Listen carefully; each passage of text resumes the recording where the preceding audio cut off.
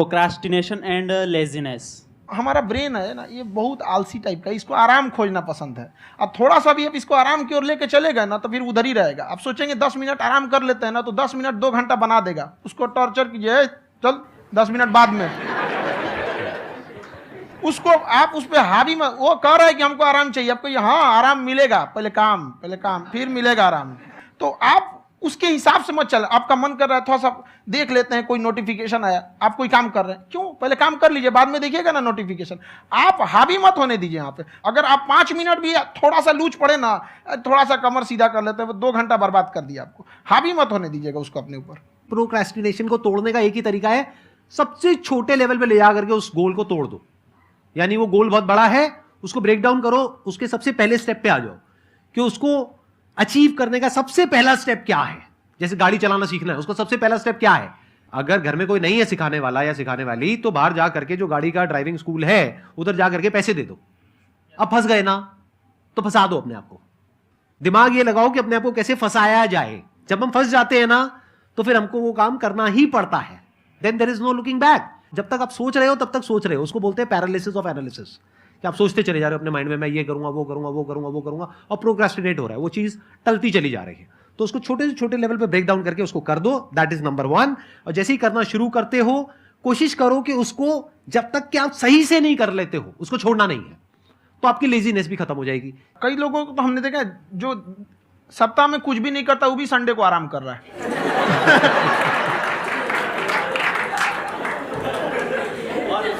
वैसे कहा भी जाता है कि अगर कोई काम आपको करवाना है ना तो ऐसे किसी इंसान को दो जो बिजी है। हाँ। ऐसे आदमी को मत दो जो खाली है। ये परफेक्ट एग्जाम।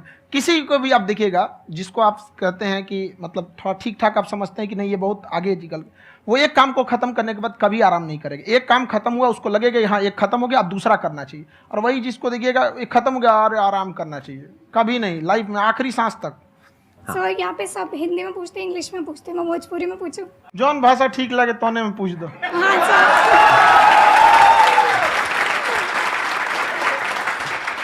सर ये पूछे के चाहते नहीं कि जैसे हमने के पढ़ाई करी नहीं सर, तो कभी कभी डेली टारगेट्स जो होला वो कंप्लीट ना होला। अगर टारगेट्स कंप्लीट भी होला तो फिर ऐसा इरिटेशन या फिर वो एंजाइटी या फिर कि और करना है या फिर अभी नहीं हुआ, वो चीज़ हमेशा रहेला। तो वो कम कैसे करल जाए? देखिए टारगेट्स को ना हम लोग को एक अपने हिसाब से पहले फिट करना चाहिए। ऐसा नहीं कि दूसरे किसी इंसान को देख के हम टारगेट फिट कर ले। कोई लड़का 8 घंटा पढ़ रहा है, कोई पहली बार अभी पढ़ना ही चालू किया, उसको देख के 8 घंटा पढ़ेगा तो पढ़ाइए छोड़ देगा। तो आप अपनी क्षमता के हिसाब से देखिए कि आप कितना पढ़ सकते हैं। अगर आपने एक घंटे को बना लिया कि हम 1 घंटा पढ़ सकते हैं, अगले 1 हफ्ते तक उसको सस्टेन रखिए। जिम में कैसे करते हैं लोग, पहले दिन उठा लीजिएगा 1 कुंटल तो हार्ट अटैक हो जाएगा। तो वो धीरे धीरे टारगेट सेट कीजिए और अपनी क्षमता को भी देखिए। हर इंसान की क्षमता अलग है। कंगारू को देख के हाथी छलांग मारेगा, पैर तोड़ के बैठ जाएगा।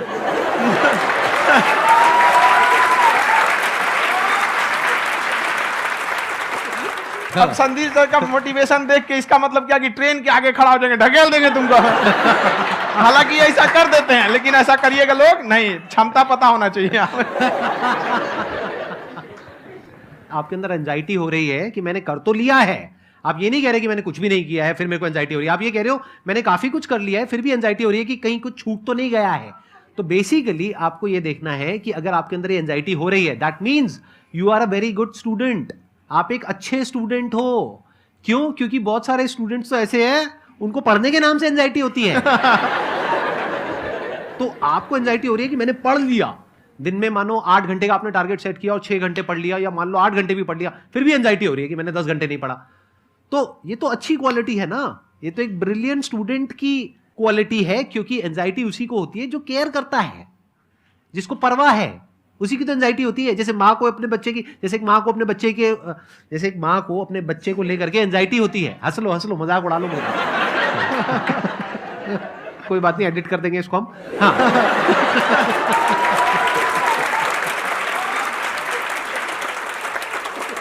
जैसे एक माँ है, उसको अपने बच्चे को लेकर के एंजाइटी होती है, थोड़ी सी भी तबीयत खराब हो जाए उसको एंजाइटी होती है, चाहे बच्चा ठीक भी है, डॉक्टर को नहीं होती है।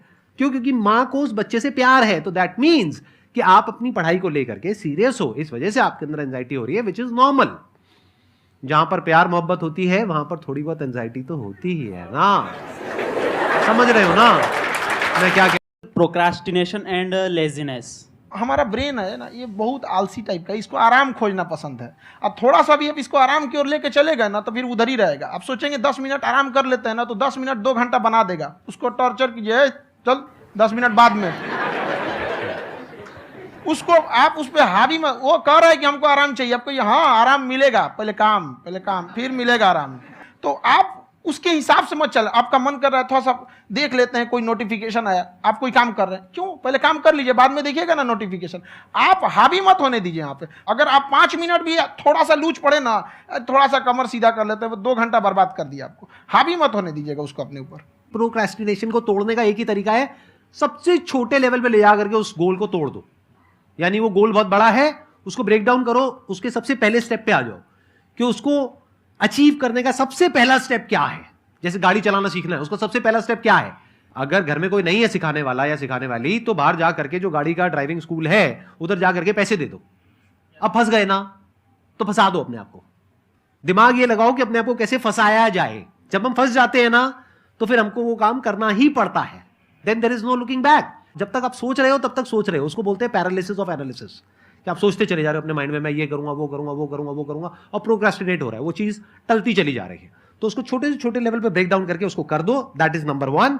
और जैसे ही करना शुरू करते हो, कोशिश करो कि उसको जब तक कि आप सही से नहीं कर लेते हो उसको छोड़ना नहीं है, तो आपकी लेजीनेस भी खत्म हो जाएगी। कई लोगों को तो हमने देखा है, जो सप्ताह में कुछ भी नहीं करता वो भी संडे को आराम कर रहा है।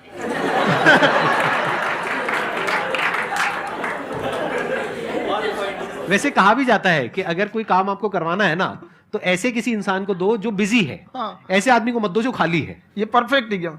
किसी को भी आप देखिएगा जिसको आप कहते हैं कि मतलब थोड़ा ठीक ठाक आप समझते हैं कि नहीं ये बहुत आगे निकल, वो एक काम को खत्म करने के बाद कभी आराम नहीं करेगा। एक काम खत्म हुआ उसको लगेगा हाँ एक खत्म हो गया, अब दूसरा करना चाहिए। और वही जिसको देखिएगा एक खत्म हो गया और आराम करना चाहिए, कभी नहीं, लाइफ में आखिरी सांस तक। सर यहाँ पे सब हिंदी में पूछते हैं, इंग्लिश में पूछते हैं, मैं भोजपुरी में पूछूं? जौन भाषा ठीक लगे तोने में पूछ दो। हाँ सर।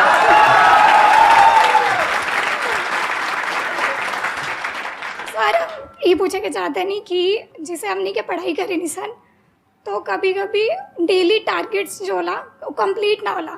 अगर टारगेट्स कंप्लीट भी होला तो फिर ऐसा इरिटेशन या फिर वो एंजाइटी या फिर कि और करना है या फिर अभी नहीं हुआ, वो चीज़ हमेशा रहेला। तो वो कम कैसे करल जाए? देखिए टारगेट्स को ना हम लोग को एक अपने हिसाब से पहले फिट करना चाहिए। ऐसा नहीं कि दूसरे किसी इंसान को देख के हम टारगेट फिट कर ले। कोई लड़का 8 घंटा पढ़ रहा है, कोई पहली बार अभी पढ़ना ही चालू किया, उसको देख के 8 घंटा पढ़ेगा तो पढ़ाइए छोड़ देगा। तो आप अपनी क्षमता के हिसाब से देखिए कि आप कितना पढ़ सकते हैं। अगर आपने एक घंटे को बना लिया कि हम 1 घंटा पढ़ सकते हैं, अगले 1 हफ्ते तक उसको सस्टेन रखिए। जिम में कैसे करते हैं लोग, पहले दिन उठा लीजिएगा 1 कुंटल तो हार्ट अटैक हो जाएगा।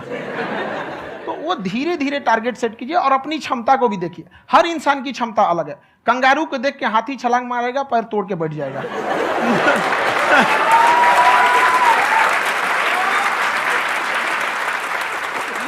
अब संदीप सर का मोटिवेशन देख के इसका मतलब क्या कि ट्रेन के आगे खड़ा हो जाएंगे, ढकेल देंगे तुमको। हालांकि ऐसा कर देते हैं, लेकिन ऐसा करिएगा लोग नहीं, क्षमता पता होना चाहिए। आपके अंदर एंजाइटी हो रही है कि मैंने कर तो लिया है। आप ये नहीं कह रहे कि मैंने कुछ भी नहीं किया है फिर मेरे को एंजाइटी हो रही है। आप ये कह रहे हो मैंने काफी कुछ कर लिया है फिर भी एंजाइटी हो रही है कि कहीं कुछ छूट तो नहीं गया है। तो बेसिकली आपको ये देखना है कि अगर आपके अंदर ये एंजाइटी हो रही है, that means you are a very good student. आप एक अच्छे स्टूडेंट हो। क्यों? क्योंकि बहुत सारे स्टूडेंट्स तो ऐसे हैं उनको पढ़ने के नाम से एंजाइटी होती है। तो आपको एंजाइटी हो रही है कि मैंने पढ़ लिया, दिन में मानो 8 घंटे का आपने टारगेट सेट किया और 6 घंटे पढ़ लिया, या मान लो 8 घंटे भी पढ़ लिया, फिर भी एंजाइटी हो रही है कि मैंने 10 घंटे नहीं पढ़ा।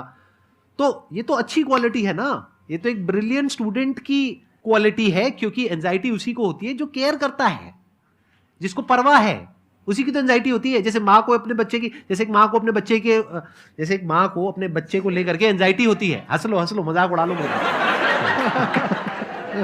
कोई बात नहीं, एडिट कर देंगे इसको हम। हाँ।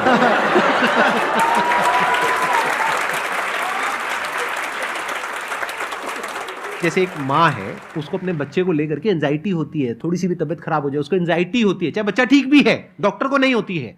क्यों? क्योंकि माँ को उस बच्चे से प्यार है। तो दैट मीन्स कि आप अपनी पढ़ाई को लेकर के सीरियस हो, इस वजह से आपके अंदर एंजाइटी हो रही है, विच इज नॉर्मल।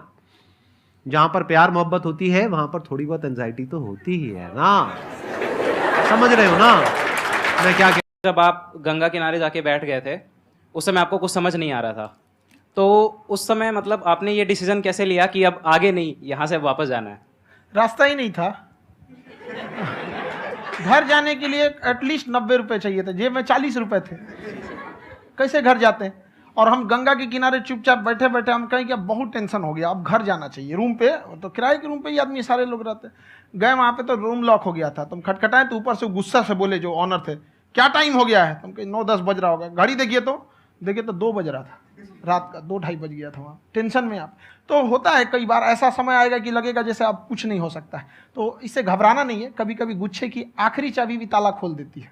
जो बातें आपने बताई कि घर में प्रॉब्लम्स ये वो, ये तो बहुत लोगों ने फेस करी वहां पर, आप अकेले नहीं है, बहुत लोगों ने ये प्रॉब्लम्स फेस करी, बहुत तरह की प्रॉब्लम्स देखी, बहुत तरह की स्ट्रगल्स देखी, लेकिन वो सब इतने कामयाब नहीं हो पाए जितने कि आप हुए। तो आपके अंदर ऐसा कुछ ना कुछ है जो औरों के अंदर नहीं है, तो वो मैं जानना चाह रहा हूं कि वो ऐसा क्या था जहां से कि आपका दिमाग यहां तक सोच पा रहा है कि मैं पूरे इंडिया में इतने बड़े लेवल का चेंज लेकर के आ सकता हूं, एजुकेशन फील्ड में रेवोल्यूशन लेकर के आ सकता हूं। ये सोचना ही बहुत लोगों के बस का नहीं है। मेरी एक खुद की थिंकिंग, अगर हमको कोई 100 रुपए किसी काम के लिए दिया, हम सबसे यही कहते हैं, तो हम कोशिश करते हैं उसे 200 का रिटर्न दे।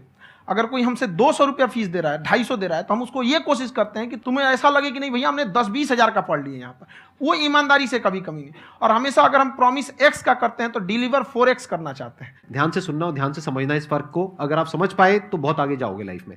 एक वो होते हैं जो ये सोचते हैं कि हमें सब कुछ मिल जाए, हमें कुछ भी करना ना पड़े। दूसरी कैटेगरी होती है लोगों की जिनको जितना मिलता है उसमें भी चोरी चकारी करते हैं या कोशिश करते हैं कि उससे कम दे सामने वाले को जितना कि हमें मिल रहा है। तीसरी कैटेगरी होती है लोगों की, जो इनके जैसे लोग होते हैं, वो क्या करते हैं, वो ये सोचते हैं कि अगर मैंने किसी से 1 रुपए भी लिया, देखा जाए तो 200-250 रुपए कुछ भी नहीं होता है, 200-250 रुपए अगर मैंने लिया तो कैसे उसको 400 रुपए की वैल्यू दूं। ये जो थिंकिंग है ना, यही एक फर्क होता है एक ऐसे इंसान में जो बहुत आगे निकल जाता है और उस इंसान में जो मीडियोकर रह जाता है। आप अपने आप को अपने आप के ऊपर समय दीजिए, उसको डेवलप कीजिए। जब आप अपने आप के ऊपर खर्च करते हैं तो आने वाले समय में लोग गूगल पे आपको सर्च करते हैं। क्या बात है। कभी कभी देखिए, एक चीज है, संगत का बहुत अच्छा असर पड़ता है। ये चीज को हमेशा, संगति का मतलब लोग हल्के में ले लेते हैं। संगति का मतलब होता है संग संग गति। तो अच्छे लोग के साथ रहेंगे तो संग संग अच्छी गति होती जाएगी, खराब में रहेंगे तो ये भी होता है। बट अपने आप को थोड़ा सोचना चाहिए कि हम केवल जी के मर जाएं इसके लिए नहीं आए हैं। लोग कहते हैं कि सर नाम क्यों नहीं बताते अपना। हमारी एक ही सोच है कि जाने के बाद इस दुनिया से हमको मतलब एक चीज देना चाहते हैं स्टूडेंट्स को, कि वो याद करें कि इस पैसे की भाग दौड़ की दुनिया में हर कोई दोनों हाथ से लूटने में लगा है, खाली हाथ जाने के लिए ये सबको लगा है। तो हर कोई को ये सोचना चाहिए कि था कोई इंसान जो इतने कम फीस में इतनी शिक्षा जो महंगी थी, जो कमाने का रास्ता था, उसको भी एकदम कंपटीशन इतना कर दिया कि अब लोगों को अपनी फीस बढ़ाने में डर लगता है कि अरे यार, लड़का कमेंट करता है कि खान सर इतना ले रहे हैं, आप बहुत बड़ा टीचर हो गए।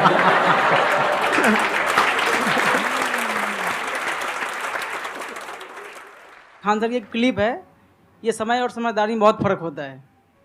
अगर समय रहते समझदारी आ गई तो इंसान कामयाब हो गया, लेकिन अगर समय चला गया फिर समझदारी आई फिर तो बेकार है। तो सर मतलब कुछ आपको ऐसी चीज़ लाना चाहिए जो मतलब बच्चों जो तैयार हो रहे हैं उनको ये चीज़ें मतलब एंड टाइम पे दिखे। समझ रहे हैं आप मेरी बात? नहीं समझ?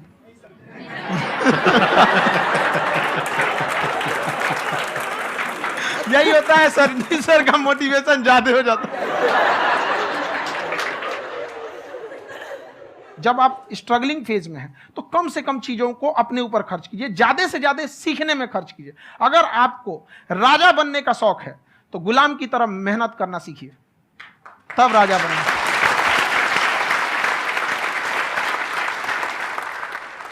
ये दुख, ये दर्द, ये सब तेरे अंदर है। तू अपने बनाए इस पिंजड़े से बाहर निकल के देख, तू अपने आप में एक सिकंदर है।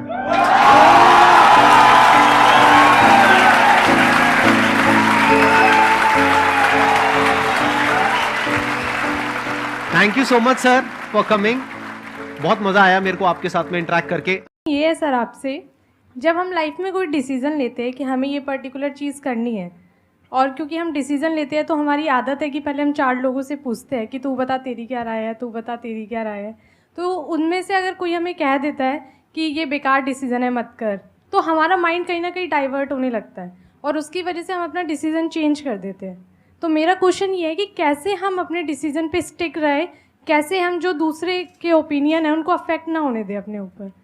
दूसरे से सलाह लेने से पहले एक बार खुद उस पर रिसर्च कर लेना चाहिए, ताकि आप सामने वाला क्या सलाह दे रहा है आपको समझ में आना चाहिए। यहाँ पर ऐसा नहीं है कि कई बार ऐसे होते हैं कि दूसरे वाले को एक्सपीरियंस होता है, तो अगर आपको पहले से आइडिया है, उसके बारे में आप बेहतरीन ढंग से रिसर्च किए हैं कि क्या इसमें प्लस पॉइंट है क्या निगेटिव है, उसके बाद आप किसी से सलाह लेने जाइए। ये नहीं कि मन में आया सीधा बता गड़बड़ा जाएगा। तो वहाँ पे पहले आपको R&D करना पड़ता है, समझ में आया कि नहीं। और जिंदगी हो या गाड़ी, जीतेगा वही जो टाइम पे गियर चेंज कर रहा है।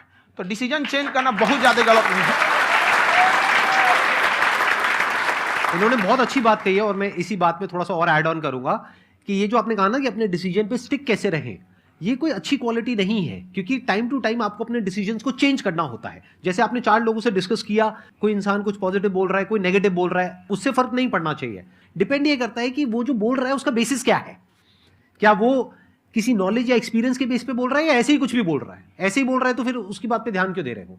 अगर किसी नॉलेज या एक्सपीरियंस के बेस पे बोल रहा है, फिर चाहे वो पॉजिटिव बोल रहा है चाहे नेगेटिव बोल रहा है, दोनों ही मायने रखता है।